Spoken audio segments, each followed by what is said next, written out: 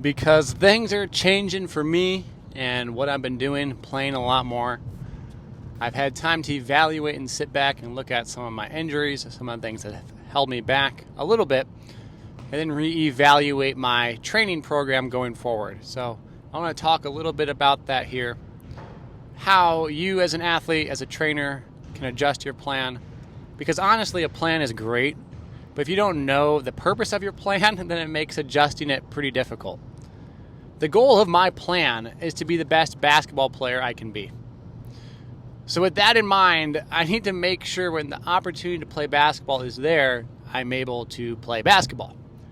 So I've taken a step back and I've looked at my training, and while I want to develop some things physically and skill-wise, I have to be careful not to get caught in the moment. And a lot of times people think that the training program is going to be less intense than the actual playing of the sport. And this is not totally true.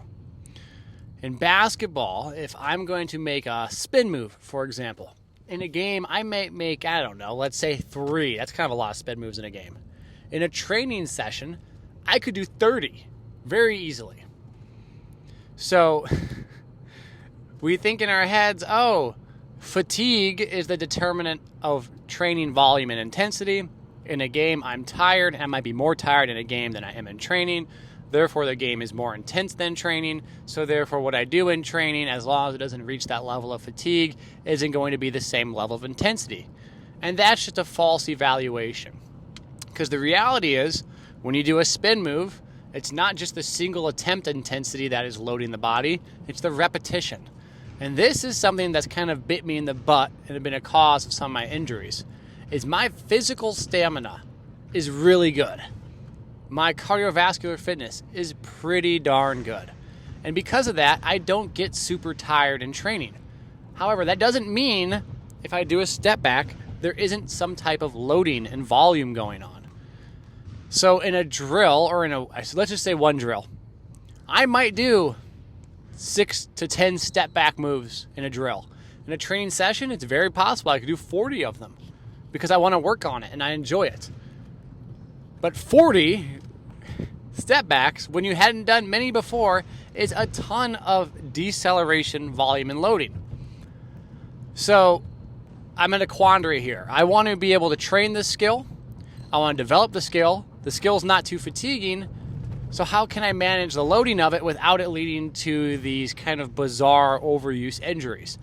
And these bizarre overuse injuries manifest in the form of random aches and pains that are pretty severe. If you think about it really quick, if we just do a step back or a spin move and we do it over and over and over again, that's a ton of position-specific loading and torque. And naturally, you're going to have weird injuries that manifest. Weird injuries that are difficult to describe because not many people get hurt because they've done too many spin moves. But in my case, that's happened. Specifically referring to a step back. So, we've kind of outlined the problem of I like to do certain things to work on skills. I have a high level of fitness, so I can't just use fitness and fatigue as an indicator of load. I have to be a little smarter than that. So let's talk about what I've been doing. This is called conscious undulation. Undulating, you can just think up and down and moving. Every day, instead of doing the same thing, I have a different emphasis per day. One day might be more of a step back. One day might be more of a pull up. Maybe another day is off a screen, off the move. This is what I'm trying to implement. I'm trying to implement different days of volume and intensity and loading to help manage the reduction in aches and pains. On top of that, I am not playing one-on-one every day anymore. I'm only going to play one-on-one 2 to 3 times a week, probably 2, because it is really intense. We go for like an hour and 10 minutes, and when you're playing that much one-on-one and that much defense, that's a ton of lateral movement. It just is. It's almost too much. So I've been trying to manage my loading and my volume a lot better.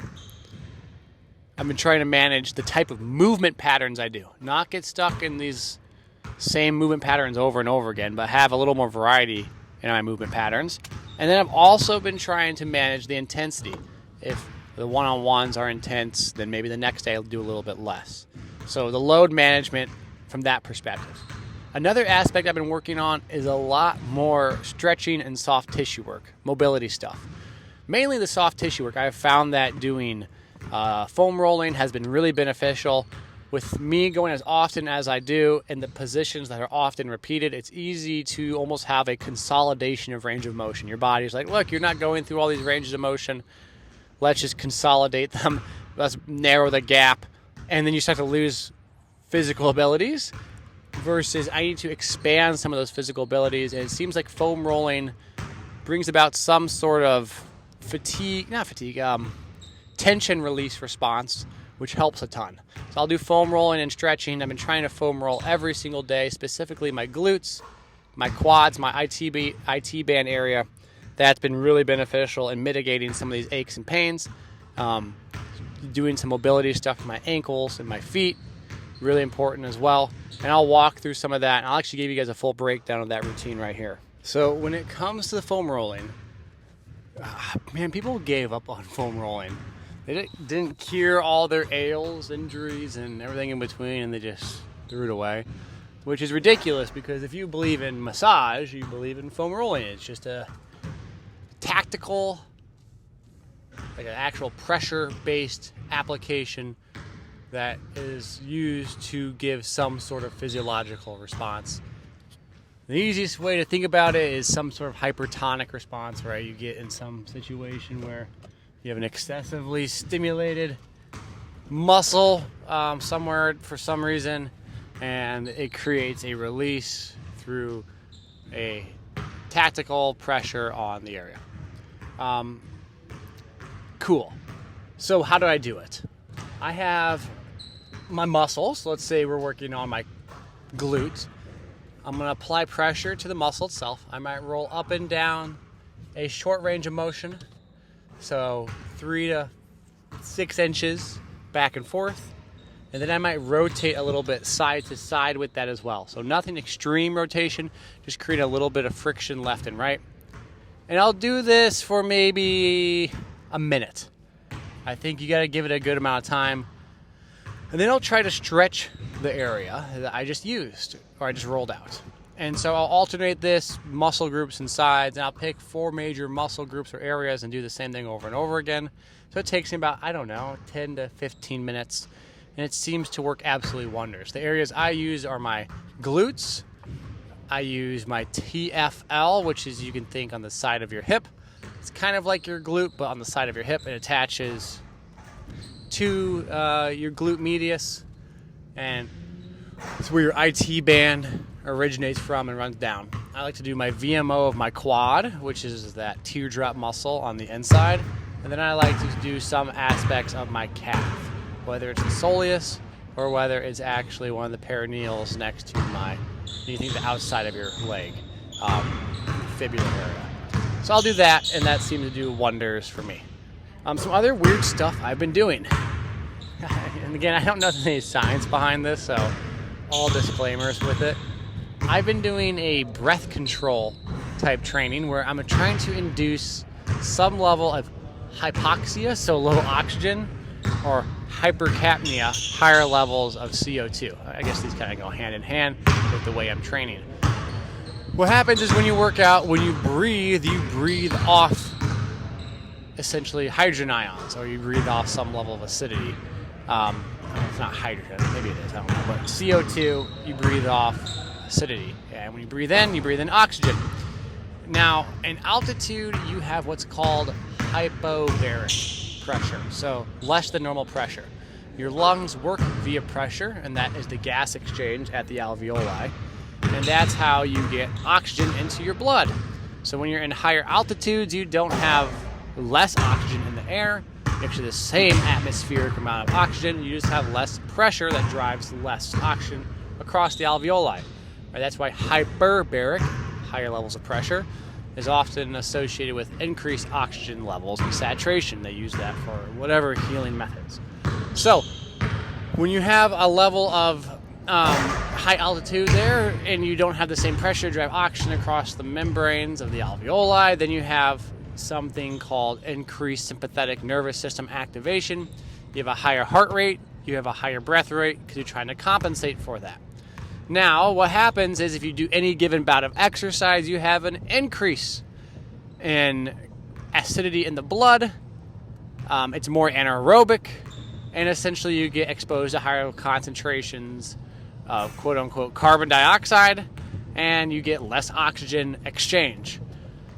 So how do I train that in a normobaric situation like in Iowa?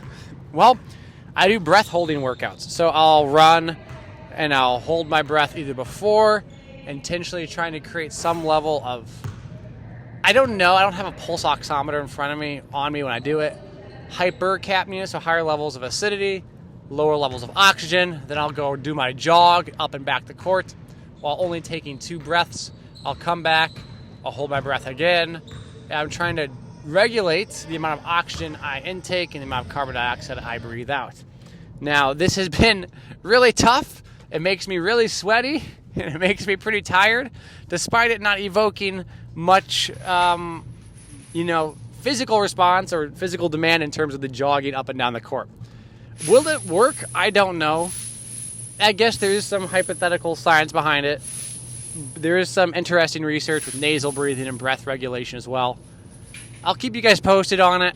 Maybe a good test would be something like the BOLT test. The BOLT test can see whether or not you have tolerance to carbon dioxide, and you basically breathe out 3 times and hold your breath and see how long you can hold it for before you have an urge to breathe it out.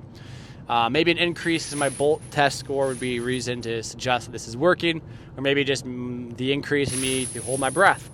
I'll kind of track that along the way, but I figured I'd share some weird science with you all as I get ready for this Utah endeavor, get my body back in shape and conditioned, and continue to work moving forward.